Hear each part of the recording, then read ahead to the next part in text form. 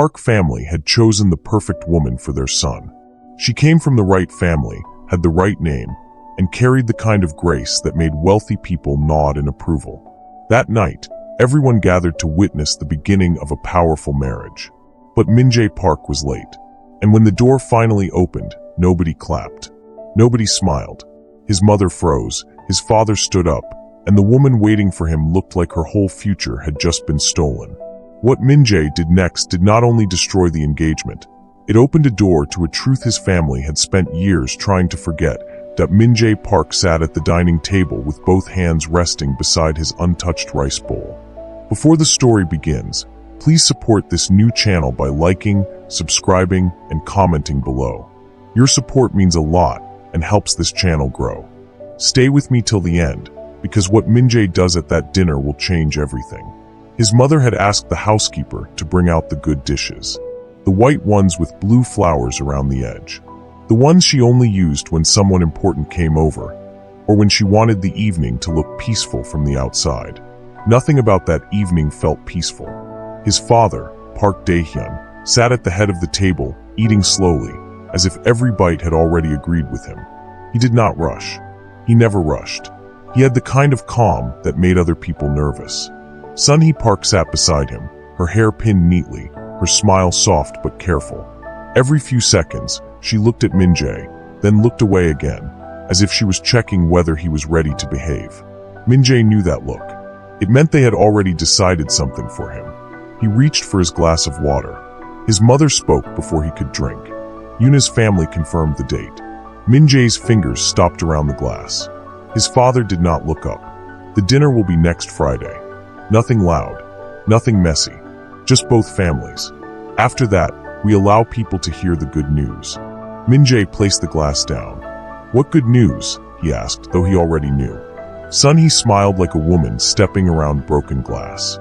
Your engagement, Min-jae. The word landed in his chest like a stone. He looked at his father. I did not agree. Dae-hyun picked up a piece of fish with his chopsticks. You did not refuse properly. I said I needed time. You have had years. Min-jae let out a quiet breath. Time to think is not the same as permission. His father finally looked at him. The table seemed to shrink. You are not a boy, Dae-hyun said. You are my son. You carry my name. You carry this company after me. Marriage is not a game where you follow your feelings like a child chasing a balloon. Sunny's mouth tightened. Your father only means that Yuna is a good choice. She is your choice, Min-jae said. His mother blinked. Hurt flashed across her face, then disappeared. We choose because we care. Min-jae looked down at the food. Everything was warm, well prepared, and impossible to swallow. You care about what people will say. His mother's chopsticks paused. Dae-hyun set his own down with a soft sound. People talk because people matter. Their trust gives us business. Their respect gives us room to stand. You think our family reached this place because I ran after my own heart? No, Min-jae said quietly. I think you reached this place and forgot everyone else has a heart too. The room went still. Sun-hee whispered, Min-jae. Dae-hyun did not raise his voice. That made it worse. You will attend the dinner. You will sit beside Yuna. You will not shame your mother. Min-jae pushed his chair back. The legs scraped softly. He hated the sound, hated that it made him feel rude, even when they were the ones cornering him. I need air, he said. His father's eyes followed him. Running outside will not change your duty. Min-jae did not answer. He walked out before his hands could start shaking where they could see. Outside the house, Seoul moved like nothing had happened. Cars passed. A man on a scooter balanced a stack of food boxes with the focus of a soldier. Two girls laughed near the bus stop, one of them holding a tiny dog wrapped in a yellow sweater. The dog looked more confident than Min-jae felt. He stood near the gate and loosened his collar. He was 32 years old, and still, when his father spoke, some part of him became a child again. His phone buzzed. A message from Yunahan. My father says next Friday is confirmed. I hope you will not make things uncomfortable. Min-jae stared at the screen. He typed, I never agreed to this. He deleted it. He typed, we need to talk. He deleted that too. Then another message came. Do not worry. I know how to smile for both of us. Min-jae almost laughed, but there was no joy in it. A taxi slowed beside the curb. For a moment he thought of getting in, telling the driver to take him anywhere with noise, anywhere with people who did not know his name. Instead, he put his phone in his pocket and walked. He passed bright shops, food stalls, couples with linked arms, students with tired eyes, old men arguing over something that sounded very serious and probably was not. Soul did not ask him to be a son. Soul did not ask him to be an heir. It let him be a man walking with no plan. That alone felt like mercy. By the time he reached a quiet street near Hongdae, the night had cooled. A small van was parked near a clinic entrance. Boxes were stacked beside it, and a young woman stood there with her hands on her hips, looking at the boxes like they had personally offended her. "Careful," someone called from inside the van. "The small one has medicine." The woman turned. "Then why did you put it under a box that weighs like regret?" Min-jae stopped before he meant to. The woman was black, with deep brown skin and tired eyes that still looked alive. Her hair was pulled back with a colorful scarf. She wore a simple jacket over clinic scrubs, and one sleeve had slipped up her arm. She blew a loose curl away from her face, bent down, and tried to lift a box. The box did not move. She stared at it. "So this is how I meet my end." Min-jae almost smiled. He should have kept walking. He had no reason to be there. He had no reason to step forward. But he did. "Do you need help?" The woman looked up at him, then at his clean shoes, then back at his face. "You are asking like someone who hopes I will say no." That surprised a real smile out of him. "I can carry boxes." "Can you?" she asked. "Or do you supervise boxes?" "I can try." She pointed to the large one. "That one. If you drop it, I will not cry, but the doctor might." Min-jae took off his coat, folded it over his arm, and lifted the box. It was heavier than expected, and he tried not to show it. The woman saw anyway. "Ah," she said. "So the box has introduced itself." He adjusted his grip. "It is friendly. It is rude." He followed her through the clinic door. Inside, the place was small but busy. A child cried near the waiting area, while his mother searched her bag with one hand and held him with the other. An older man sat near the wall, his cap in his lap, looking lost. A young woman at the desk spoke slowly in Korean, then repeated herself in English. The woman with the scarf moved fast. "Put it there, please." "No, not near the heater. The last thing we need is warm bandages and angry nurses." He placed the box where she pointed.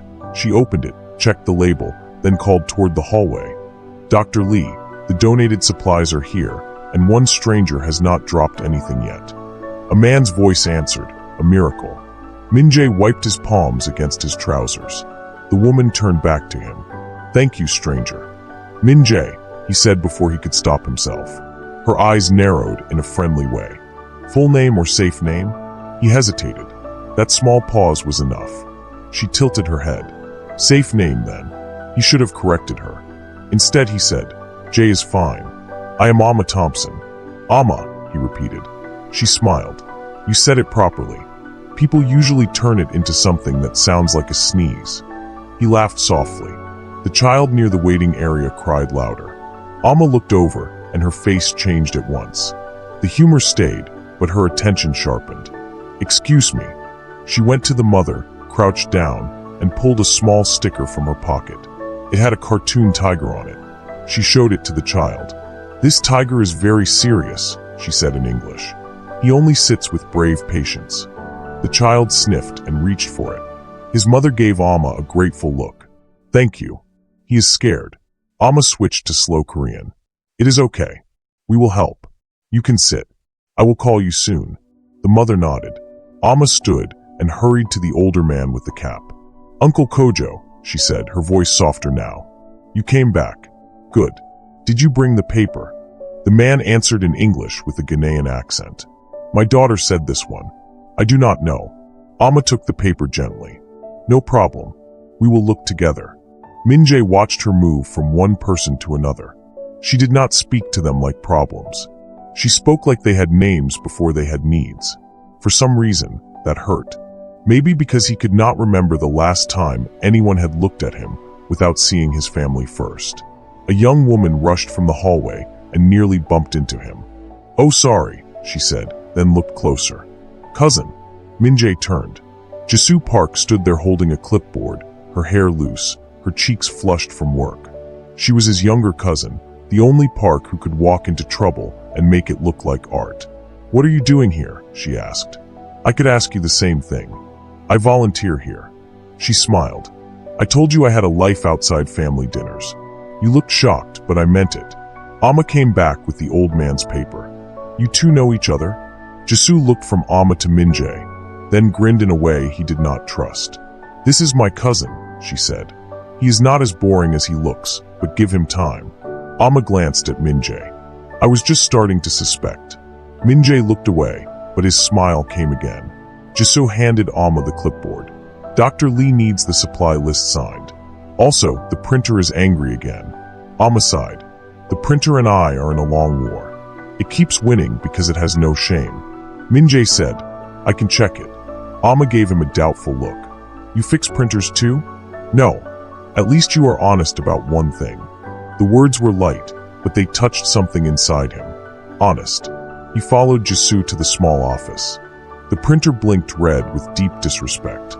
He opened one tray, then another, found a paper jam, and pulled it out carefully.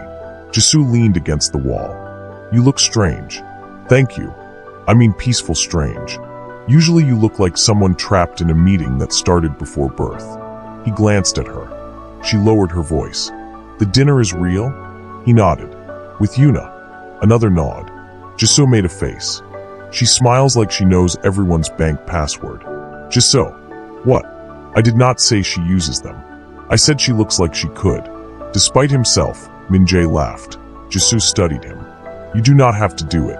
You say that like it is simple. It is not simple, but you are the one who has to wake up beside your choices." The printer clicked, then hummed back to life. Jisoo clapped once. "Look at that. Rich cousin saves poor printer. The city is safe." Min-jae shook his head, but when he returned to the front area, Amma looked up from the desk. "You survived. So did the printer. That printer has outlived many good people's patience." He put his coat back on. He should leave. He had already stayed too long. Amma lifted a box of forms. "Thank you for helping, Jay. Most people see work and suddenly remember an appointment." "Fine. Come Thursday." He nodded. Jisoo studied him. "You do not have to do it. You say that like it is simple. It is not simple, but you are the one who has to wake up beside your choices." The printer clicked, then hummed back to life. Jisoo clapped once. "Look at that. Rich cousin saves poor printer.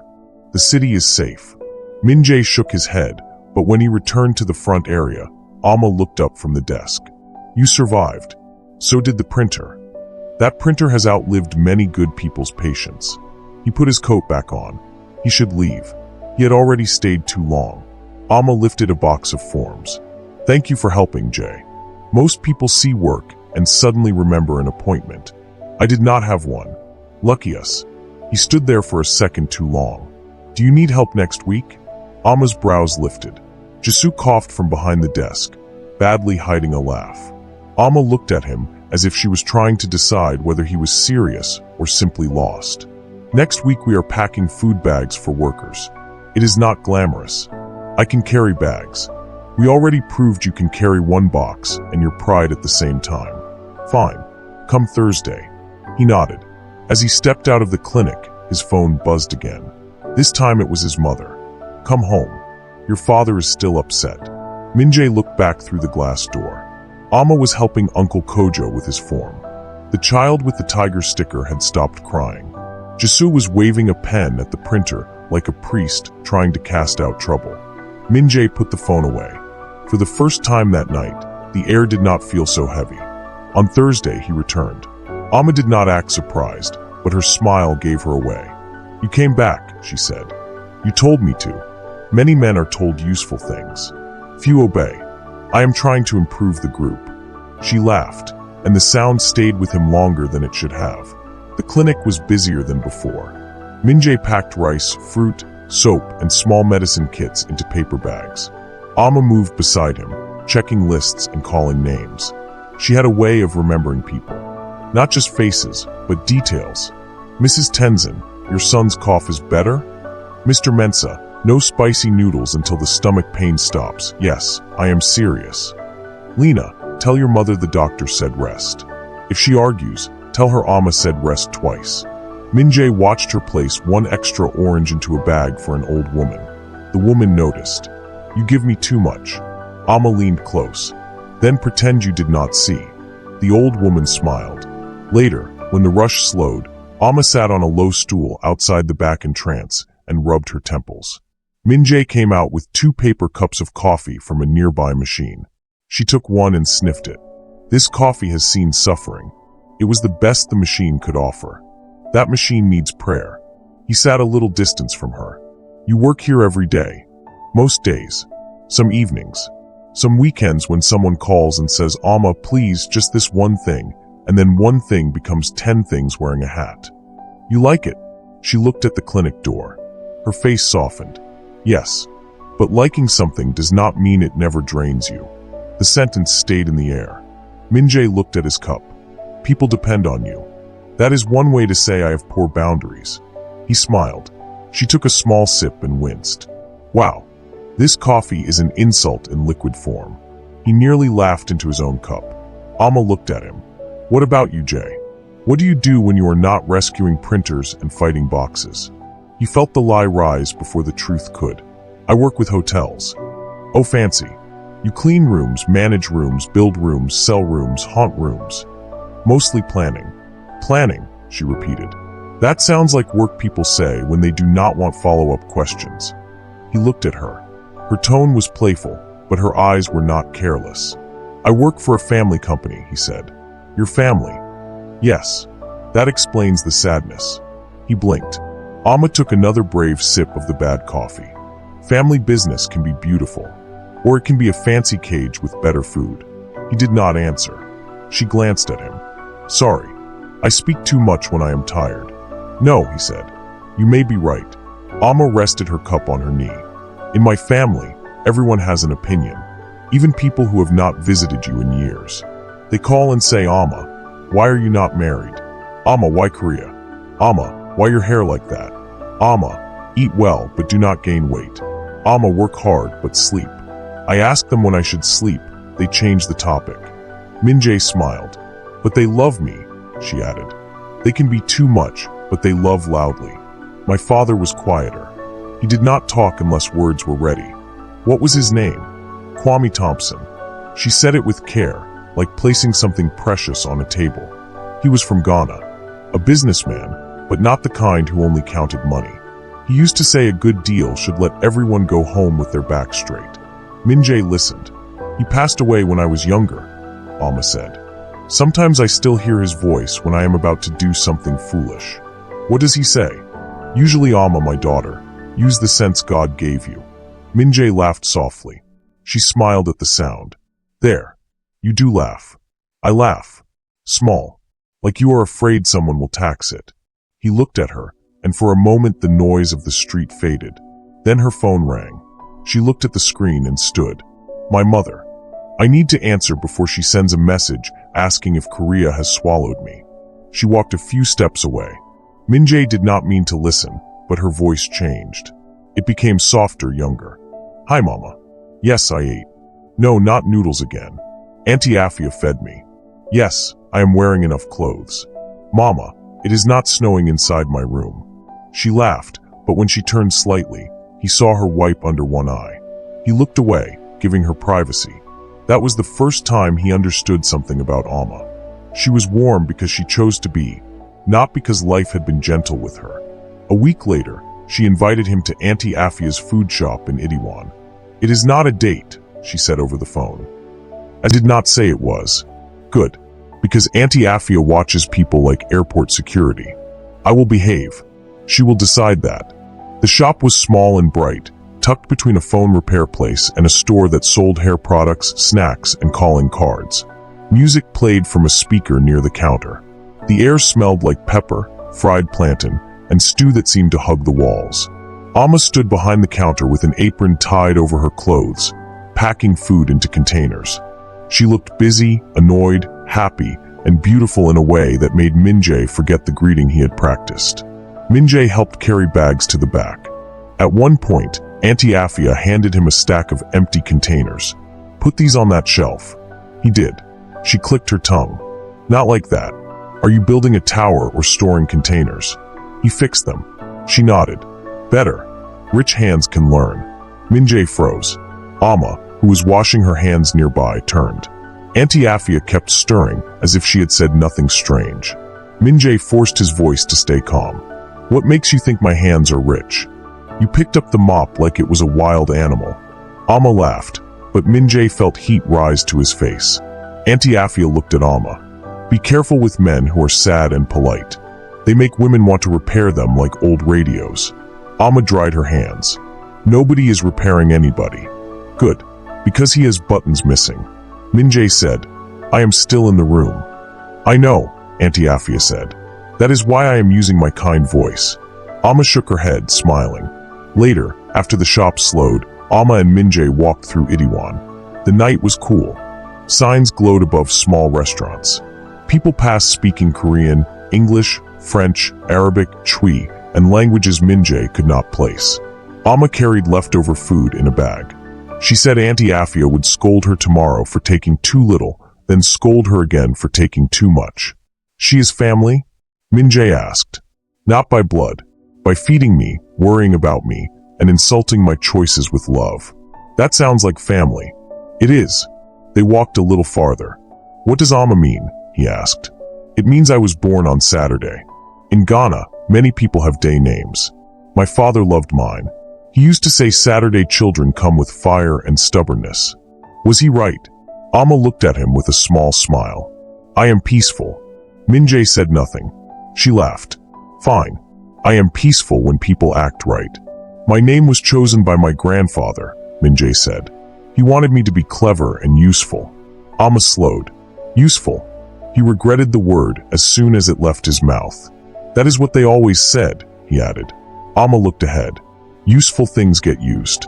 He did not know what to say. She did not push him. That made him want to speak more. My family has plans for me. Every year, the plans get smaller around my throat. Amma's step softened. Do you ever say no? I think about it. That is not the same as saying it. No. She nodded, not judging, just hearing him. My mother says I should be grateful, he said. My father says feelings pass, but family name stays. And what do you say? The question was gentle. That made it harder. I say what keeps the room quiet. Amma stopped near a small crossing. The light was red. People waited around them. That is a lonely way to live, Jay. A bus passed, carrying tired faces and bright ads. Min-jae looked at her. He wanted to tell her everything. His full name. His family. Yuna. The dinner waiting for him like a trap with candles. But Amma was looking at him like he was just a man, not a headline, not an heir, not a son being measured against money and blood. He was selfish. He kept the truth back. Over the next few weeks, he returned to the clinic often. Sometimes he helped carry supplies. Sometimes he fixed simple things that did not need much skill, but made people treat him like a hero anyway. Once, he spent nearly half an hour trying to hang a sign straight, while Amma stood behind him giving directions that grew less helpful with every minute. Left, she said. He moved it. No, your other left. That is right. Then why does it look wrong? Jisoo walked by and said, because both of you are stubborn. Amma pointed at her. Photographer girl, do not enter this battle. Jisoo lifted both hands. I choose peace and snacks. The sign still leaned a little, but Amma declared it charming. Min-jae began to know the clinic rhythms. The morning rush. The afternoon quiet. The way Amma hummed when she organized files. The way she pressed her fingers to her forehead when someone asked her the same question for the 5th time. The way she smiled at children even when she was clearly exhausted. He also learned her fears in small pieces. She worried about her mother in America. She worried about money. She worried about patients who missed appointments because work would not let them leave. She worried that her food business would fail. She worried that she was becoming too used to being alone. She did not say that last part directly. One evening, he found her outside the clinic holding a plastic bag of groceries. Rain tapped against the awning above her. She looked at the street as if she had misplaced something important. Are you waiting for a taxi? He asked. I was waiting for the rain to respect my plans. It has not. It is behaving like my cousin at weddings, loud, sudden, and everywhere. He smiled. I can walk you. With that small umbrella? It is not small. Jay, that umbrella is for one person and maybe a polite pigeon. He opened it anyway. They walked close under the umbrella, not touching much, both pretending the narrow space was not making them careful. Rain softened the city around them. Cars hissed by. A vendor pulled a cover over fruit. A little boy jumped in a puddle and looked proud of the disaster he made. Amma watched him and laughed. He became quiet. They still struck hard. He swallowed. Amma watched him closely now. There are things you do not say. I know. People recognize you sometimes. You change the topic when I ask about work. You talk about your family like they are whether you cannot escape. He looked down.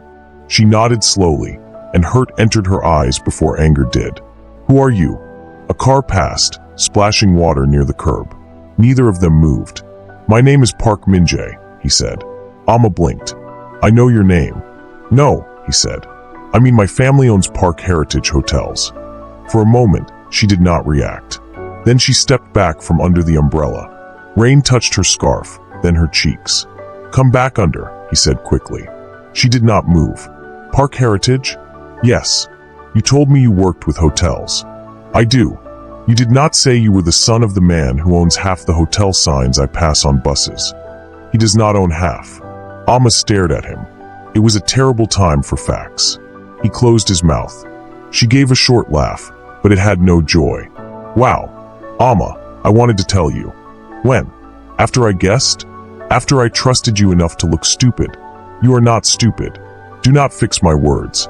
Answer me. He took a breath. My family is arranging a marriage for me. The rain seemed to grow louder. Amma's face changed in a way he would remember for a long time. Not dramatic. Not loud. Just open pain, before she pulled it back and made herself stand straight. A marriage, she said. It is not what I want. But it is there. Yes. With who? Yoona Han. Amma looked past him at the wet street. Her jaw tightened. And all this time, while I was telling you about my father, my mother, my work, my fears, you were carrying that around and saying nothing? I was afraid. Of what, Min-jae? That I would see you clearly. The use of his full name hurt more than he expected. I did not want your idea of me to change. My idea of you just broke by itself. He flinched. She nodded, as if confirming something inside herself. You let me be honest with you while you were choosing which truth I deserved. He stepped closer. Amma, please. She lifted one hand, stopping him. No anger shook her voice now. That was worse. I need to go upstairs. Can I explain? You already did. That was not enough. No, she said. It was not. She turned toward the building entrance. He stood in the rain, holding the umbrella that had become useless. At the door, Amma stopped, but she did not look back. I like Jay, she said. I do not know Park Min-jae yet. Then she went inside. The door closed softly. Min-jae stayed where he was. The rain ran down his hair, his face, his neck. He did not move because he knew he deserved the cold. He had told himself silence was harmless, but now he had seen what silence could do when it sat between two people and waited. His phone buzzed in his pocket. He took it out with wet fingers. A message from his mother. Do not forget, fitting for the dinner is tomorrow. Yuna's mother asked for your color preference. Min-jae looked at Amma's building, then back at the message. For once, the room in his head did not go quiet. Something in him answered before fear could stop it. I will not marry Yuna. I can continue batch 2 from the fallout of that message, starting with Min-jae facing his parents and Amma deciding whether to trust him again. Min-jae did not sleep that night. He sat on the edge of his bed with his phone in his hand, reading the message he had sent his mother again and again. I will not marry Yuna. The words looked small on the screen, but they had opened a door he had kept locked for most of his life. For a while, no reply came. That made him more nervous than anger would have. His room was quiet. Too quiet. He could hear the faint sound of traffic outside, the soft hum of the air conditioner, and his own breath moving in and out like it was trying not to make trouble. Then his phone lit up. It was not his mother. It was his father. Come home before sunrise. No question. No greeting. No room to pretend. Min-jae looked toward the window. The rain had stopped. The streets below were wet, and shining under streetlights. Somewhere in the city, Amma was probably awake too. Maybe crying, maybe angry, maybe sitting on her bed, telling herself she should have known better. That thought hurt more than his father's message. He had been afraid his name would scare her away. Instead, his silence had done it first. He changed his wet clothes, took a taxi home, and arrived before the sky turned pale. The house was awake. It always woke up early when there was shame to manage. His father stood in the sitting room, wearing a dark sweater and house slippers. That should have made him look softer, but it did not. Park Dae-hyun could have held a teddy bear and still made the room feel like a court. Sunhee sat on the sofa, her hands folded in her lap. Her eyes were swollen. Min-jae could not tell if she had cried because she was hurt or because she was embarrassed. Maybe both. His father held up his phone. "What is this?" Min-jae stood near the doorway. "My answer. You send this to your mother like a spoiled schoolboy? I sent it because every time I speak in this house, someone turns my words into noise." Sunhee flinched. "Min-jae, please." Dae-hyun took one step forward. "You will apologize to Yuna's family today." "No." Father's face hardened. Min-jae's heart beat fast, but his feet stayed still. "No." Dae-hyun repeated. "No." Sunhee rose quickly. "Let us talk calmly. Your father is upset because this was sudden." "It was not sudden," Min-jae said. "I have been telling you for months." "You mumbled," his father snapped. "You complained. You behaved like someone who wanted rescue but had no courage to open the door." Min-jae felt the words hit, but this time he did not bow under them. "I do not want to marry Yuna." His mother pressed her fingers to her forehead. "She is a good woman. She may be. But she is not the woman I love." Silence fell. Dae-hyun's eyes sharpened. "So there is someone." Min-jae looked at his mother first, then his father. "Yes." Sunhee sat back down slowly, as if the floor had tilted. "Who?" "Her name is Amma Thompson." His father frowned. "Thompson. She is Ghanaian American. She works at a clinic here in Seoul." Sunhee stared at him. "American?" "She was born in Ghana and raised partly in America." His mother's face changed in small steps. Surprise first, then worry, then the look he hated most, the one that measured a person before meeting them. "A clinic worker?" she asked. "She is a nurse. She also runs a food business." Dae-hyun let out a short breath through his nose. "You are throwing away your future for a foreign woman you met at a clinic?" Min-jae's hands curled at his sides. "Do not speak about her like that. I have not even started." "Then do not." His father moved closer. "Do you know what people will say? Do you know how quickly this kind of thing becomes a story? You are not free to be careless. Loving someone is not carelessness. You think this is love because it feels new. It is love because I am not pretending with her." Sunhee shook her head. "Does she know who you are?" Min-jae looked down for a moment. His mother saw it. "Ah, she knows now," he said. Dae-hyun laughed once coldly. "Now. Good. So she has had time to count." Min-jae's voice rose before he could stop it. "Enough." Both his parents stared at him. He had never shouted in that room before. He lowered his voice, but did not take the words back. "Amma did not know my family name when we met. She did not ask me for money. She did not ask me for favors. She gave me coffee that tasted like punishment and told me the truth when everyone else was polishing lies." Sunhee blinked, confused. "Coffee. That is not the point. It sounded important to you. It was terrible coffee." For one foolish second, the whole room almost broke into something human. But Dae-hyun crushed it. "You will end this." "No. You will end this before the dinner." Min-jae looked straight at him. "I will attend the dinner." His mother's eyes lifted with hope. Then he added, "But not to announce an engagement to Yuna." Sunhee's lips parted. "Min-jae, I will tell both families the truth." Dae-hyun's face went still. "You will not bring shame to my table. It is not only your table. I built it." "You built a company," Min-jae said. "You did not build my heart." His father's hand came up fast, not to strike him, but to point at the door. Still, Min-jae felt the old fear race through him. "Leave," Dae-hyun said. "If you want to act like a stranger, leave like one." Sunhee stood. "No, Dae-hyun." Min-jae nodded once. It felt strange. Painful, yes, but also clean. He turned to go. His mother followed him into the hallway. Min-jae, she said softly. He stopped. Her voice trembled. Is she kind to you? The question almost undid him. He looked back. For a moment, he saw not the woman who cared about gossip, but the mother who used to sit beside his bed when he had fever, holding a cool cloth on his forehead. Yes, he said. She is. Sunny's eyes filled. Then why did you hide her? The question was small, but it cut deep. Min-jae swallowed. Because I learned hiding from this house. He left before she could answer. Amma spent the next morning pretending she was fine.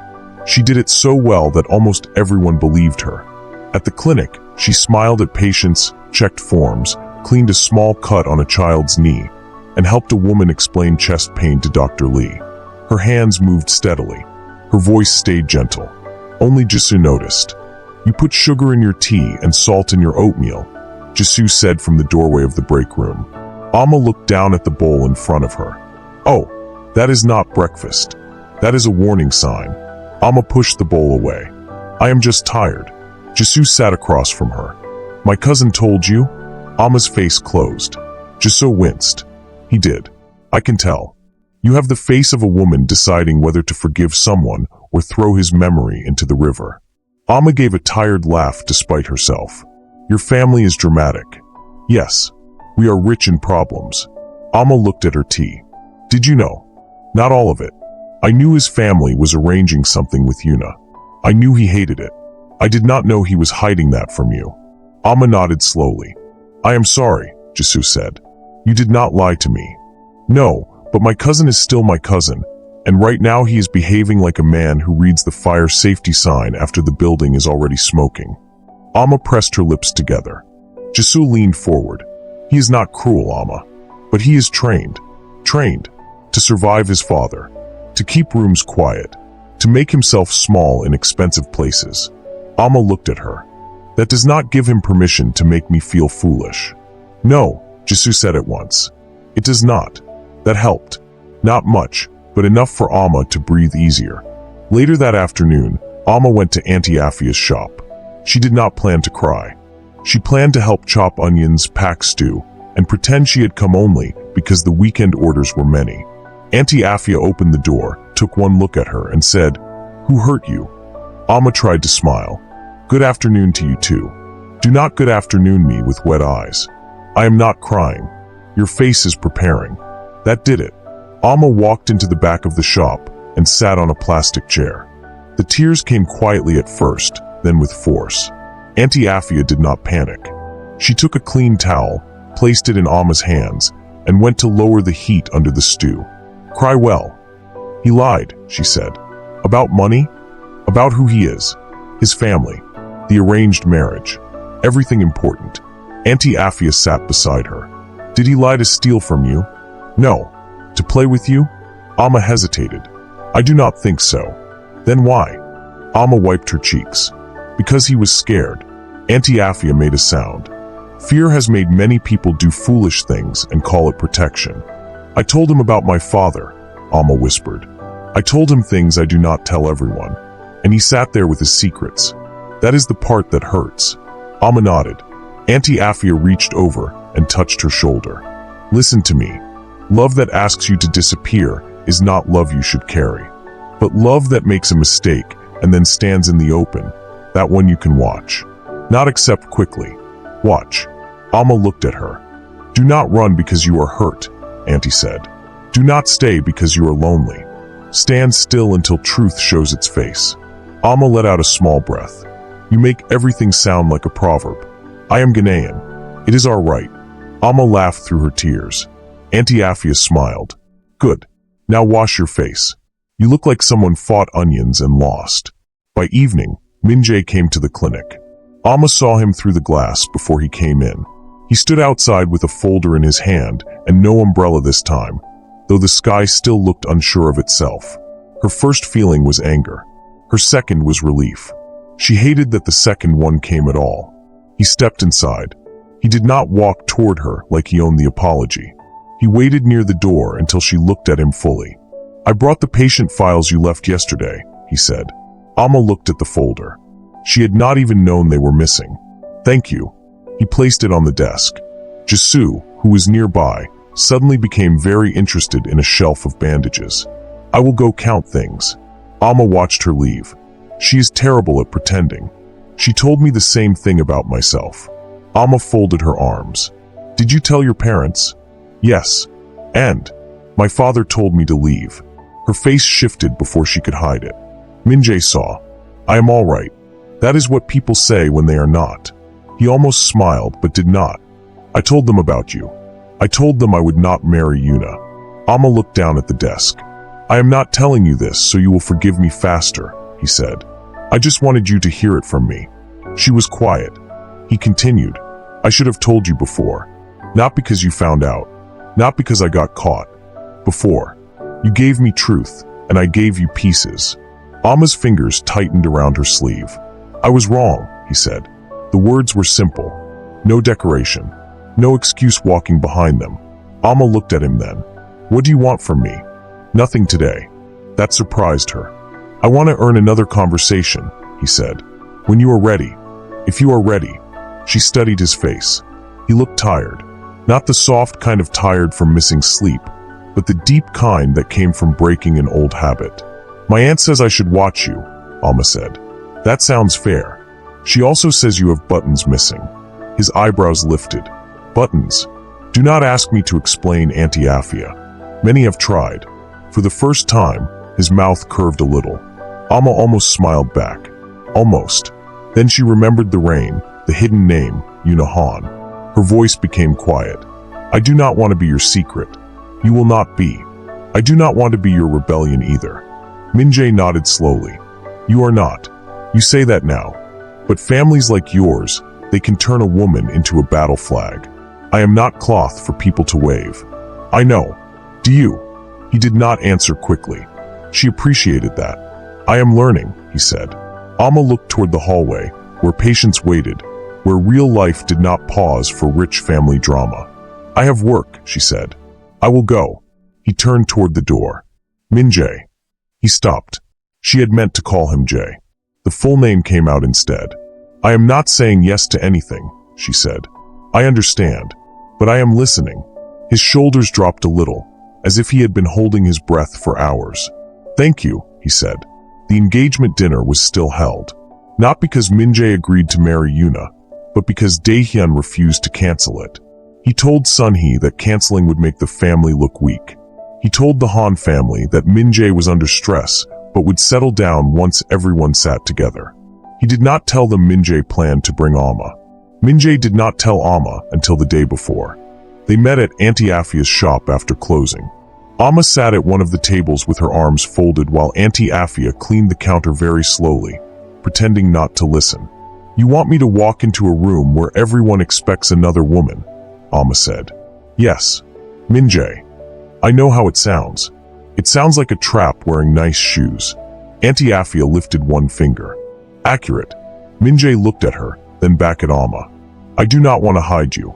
I also do not want to force you into their cruelty. If you say no, I will go alone and tell them. Amma searched his face. What happens if I come? My father will be angry. My mother will be hurt. Yuna will be humiliated. Wonderful. Should I bring snacks? Auntie Afia coughed to cover a laugh. Min-jae lowered his eyes. I am sorry. Amma's voice softened a little. I know this is hard for you. But do you understand what it is for me?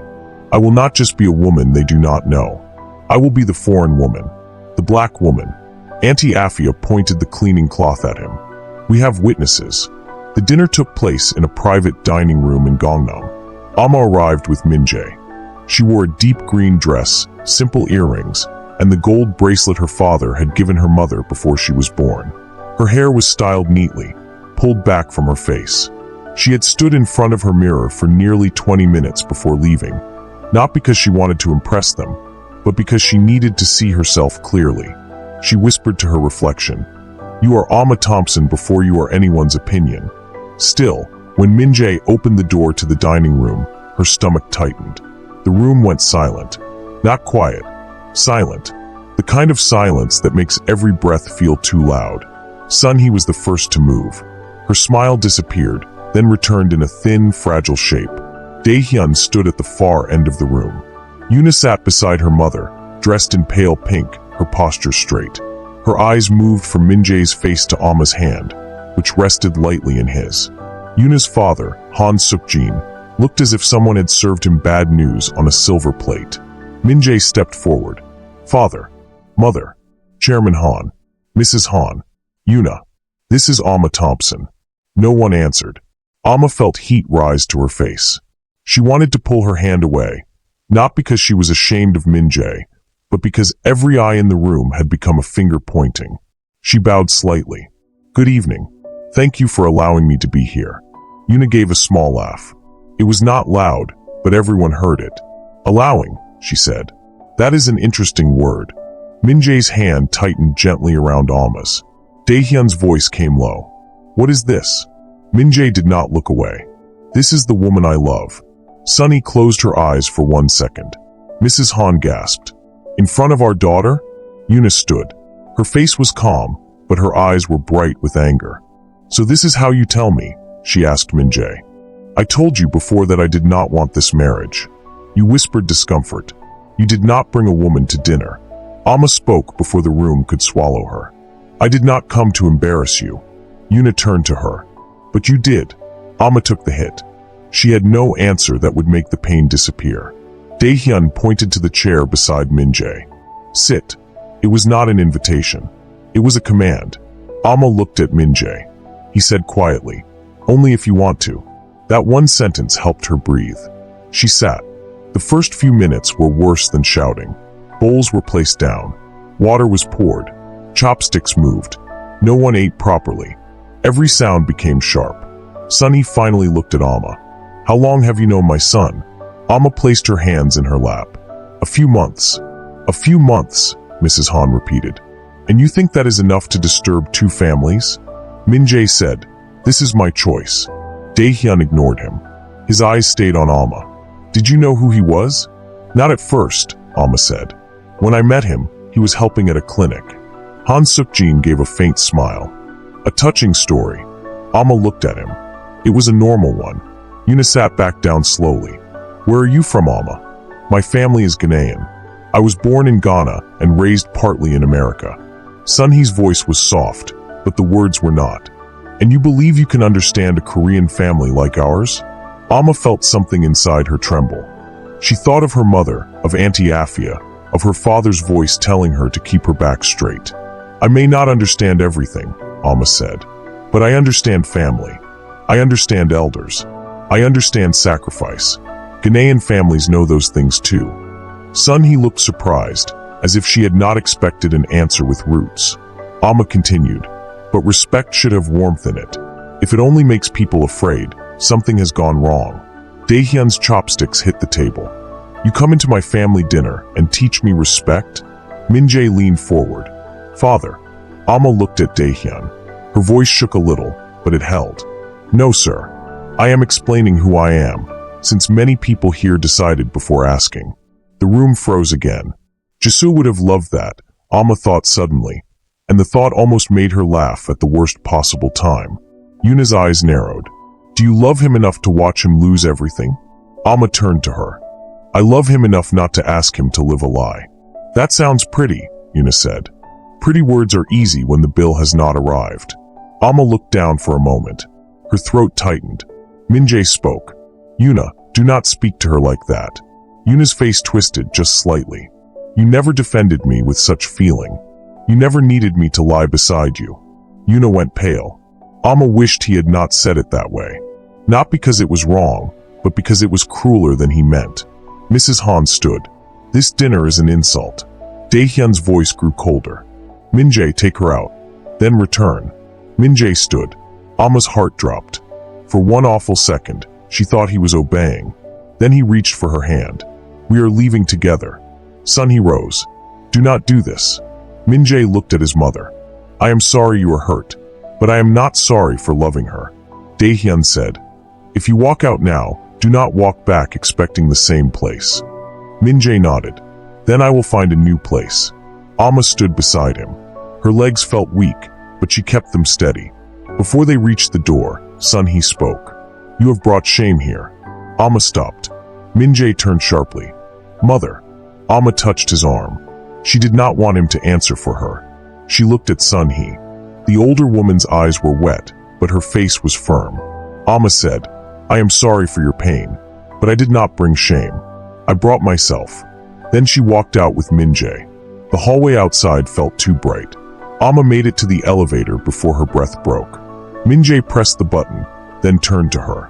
"Amma." She shook her head. "Not here." The elevator doors opened. They stepped inside. The moment the doors closed, her tears came. She covered her mouth, angry at herself for crying where he could see. Min-jae did not touch her without asking. He stood close enough to stay, far enough to let her breathe. She wiped her face. "I knew it would hurt. I just did not know it would feel like being peeled in public." His face tightened. "I watched them look at me," she said. "Before I spoke, before I sat, before I did anything. They had already finished writing my story. I should have stopped it sooner. You cannot stop people from thinking ugly things. I can stop giving them rooms to say it." The elevator reached the ground floor. Outside, the night air hit her face. Amma breathed it in like medicine.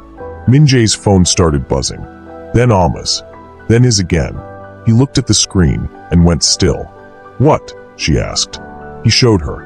A photo of them leaving the dining room had already been posted online. His name was in the headline. Her face was clear enough. Amma stared at it. Her tears stopped. Not because she was no longer hurt, but because fear had taken their place. The next morning, the clinic had reporters outside. Not many at first. Just 2 people with cameras and 1 man holding his phone as if the world needed his opinion before breakfast. Amma saw them from across the street and stopped walking.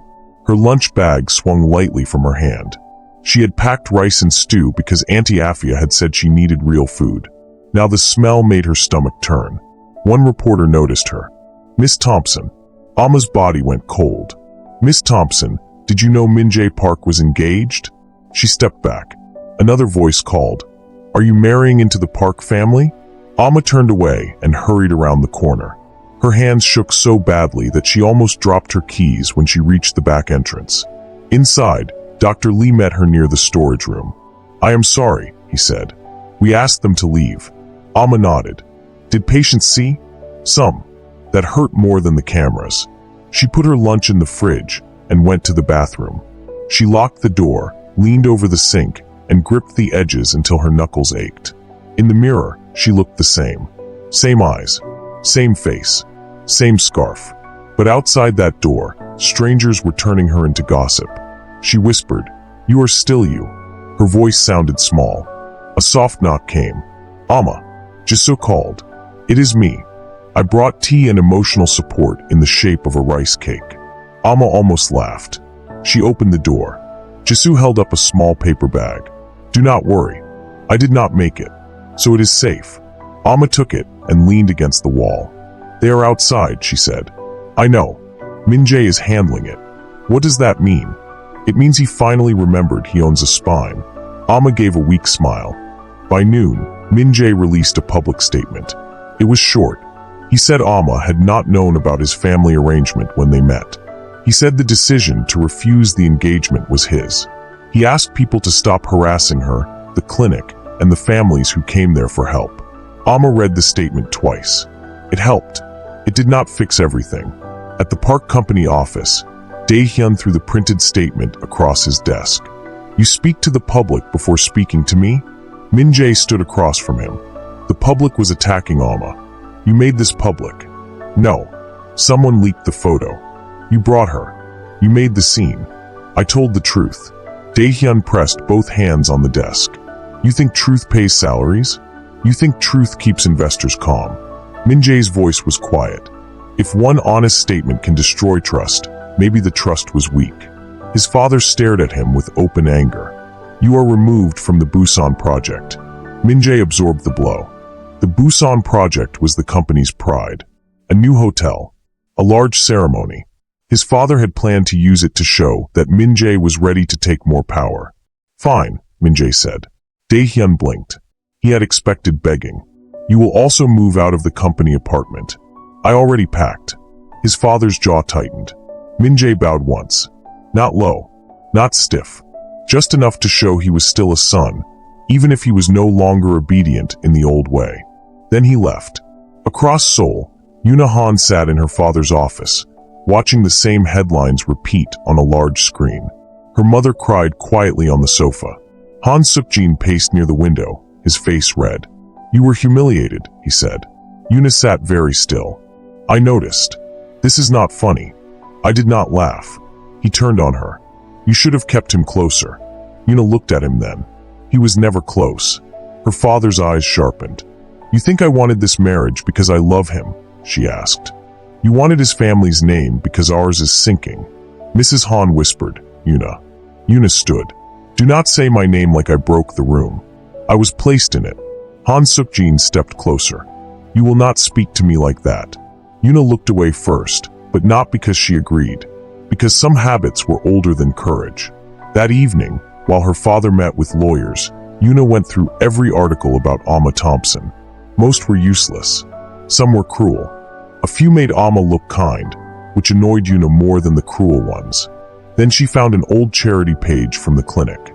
Amma Thompson, daughter of the late Kwame Thompson. Yuna paused. The name touched a memory. Kwame Thompson. She opened her father's old contact files, then company records tied to Park Heritage hotels. Her father had done business near the parks for years. There were saved documents, scans, old letters. It took an hour. Then she found it. A faded file from the early days of Park Heritage. Foreign Community Investment Support, Busan Hospitality Project. Among the names was Kwame Thompson. Yuna leaned closer. There were notes beside his name. Introductions, funding support, community contacts, a proposed partnership share. Then, in later documents, the name disappeared. Yuna sat back slowly. For the first time since the dinner, she smiled. Not happily, carefully. Amma spent the next few days moving between anger and exhaustion. At work, she kept going. She smiled for patience, but not as easily. A little girl gave her a drawing of a nurse with a cape. Amma almost cried when she saw it. One auntie from the Ghanaian community shook her head and said, "My daughter, rich families are like pepper. Small amount gives flavor. Too much burns your whole mouth." Auntie Afia replied, "Some people are soup with no pepper and still cause stomach pain." The auntie nodded. Also true. Amma laughed for the first time in days. Minjae came by in the evening to help carry rice bags from a supplier. Auntie Afia watched him struggle with one heavy sack and clicked her tongue. "Good. Let the muscles learn humility." "I have carried heavier things," Minjae said. "Like family shame?" Amma choked on her water. Minjae looked at Auntie Afia. "Yes." Auntie Afia paused, then nodded once. "At least he answers." Amma watched him from behind the counter. He looked different now. Still tired, but less trapped. His hair was a little messy. His sleeves were rolled up. He had lost something, maybe comfort, maybe his father's approval. But he had not run back to claim it. Later, while Auntie Afia closed the shop, Minjae walked Amma to the bus stop. "I moved into a small place near the river," he said. "Do you know how to clean it?" "I am learning." "Do you know laundry?" "I know the machine has many buttons." "That is not knowing laundry." "I watched a video. Dangerous confidence." He smiled. "I turned one white shirt light blue."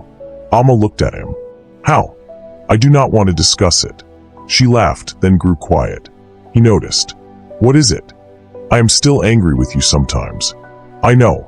And sometimes I miss you, and that annoys me." "I am sorry for both." She glanced at him.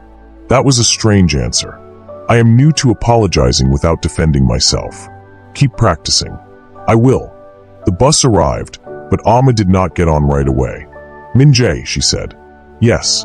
If I stay near you, I need to know you will not go silent when things become ugly." "I will speak. Even if your father is in the room?" His face changed, not with fear exactly, but with memory. "Yes," he said. "Especially then." She nodded and stepped onto the bus. He watched until it pulled away. That night, Amma called her mother in America. Her mother answered on the second ring. "My child, I saw things online." Amma closed her eyes. "Mama, I am sorry." "Why are you sorry? Did you post your own face and insult yourself?" Amma let out a tired laugh. "No." "Then do not apologize for other people's bad manners." Her mother's voice was warm, but Alma could hear worry under it. Is the man good to you? Alma sat on her bed. He made a mistake. All people do. A big one. Does he hide from it? Alma thought of Minjae standing outside the clinic, of him leaving the dinner with her, of him losing the Busan project. No. Then watch what he does next. Alma was quiet. Her mother added, Your father used to say a person's mouth can promise the moon, but their feet show where they are going. Alma smiled sadly. I miss him. I know. I wish he could tell me what to do. He left you enough sense to start. Alma laughed, wiping her cheek. Before ending the call, her mother said, I found something while cleaning your father's old things. His Bible, some papers, and a photograph. I will send them to you. What kind of papers? I am not sure. Some are from Korea, I think. Old business things. Your father kept them folded inside. Alma sat up. Korea. Yes. I forgot he had those. You know he did not like talking about that time. Alma felt a small chill. What time, Mama? Her mother was quiet for a moment. When he worked with some hotel people before we moved to America. Alma's fingers tightened around the phone. What hotel people? I do not remember the name now. Let me send the papers first. The package arrived a few days later. Alma brought it to Auntie Afia's shop because she did not want to open it alone. The brown envelope was soft from travel. Her mother had wrapped it with too much tape, the way she wrapped everything, as if the world was waiting to steal what mattered. Auntie Afia placed tea on the table and sat across from her. Open it slowly, she said. Alma peeled the tape back. Inside was her father's Bible, worn at the edges. She touched it and felt the years rush up. Sunday mornings. Her father's hand on her head. His voice telling her not to rush her words because rushed words could trip the truth. Beneath the Bible were folded papers and one photograph. Alma opened the photo first. A younger version of her father stood outside a building site, smiling in a white shirt. Beside him stood a younger Korean man. Alma's breath caught. She knew that face. Not young, not smiling, but she knew it. Park Dae-hyun. Auntie Afia leaned closer. Is that Minjae's father? Alma whispered. She opened the papers with shaking hands. Some were letters. Some were agreements. Some had stamps and signatures. She read slowly, then read again, afraid her own eyes were adding meaning that was not there. Kwame Thompson had helped connect Park Dae-hyun with foreign investors and community partners for an early hotel project in Busan. He had been promised recognition and a share in the project's success. His name appeared clearly in the first documents. Then, in the later copies, he was gone. Alma pushed back from the table. Auntie Afia reached for her hand. Breathe, my child. Alma stood. They knew him. Yes. They sat in that room and looked at me like I came from nowhere. Her voice cracked. Auntie Afia's eyes filled with anger. Your father's name was already in their story. Alma pressed the photograph to her chest. For days, she had been asking herself if she belonged beside Minjae. Now another question rose, bigger and heavier. Had her father once stood beside his father and been erased? Minjae arrived at the shop 20 minutes later. Alma had called him with only 3 words. Come to Auntie's. He came quickly. When he saw the photograph on the table, his face changed. Where did you get this? My mother sent it. He picked it up carefully. That is my father. And mine.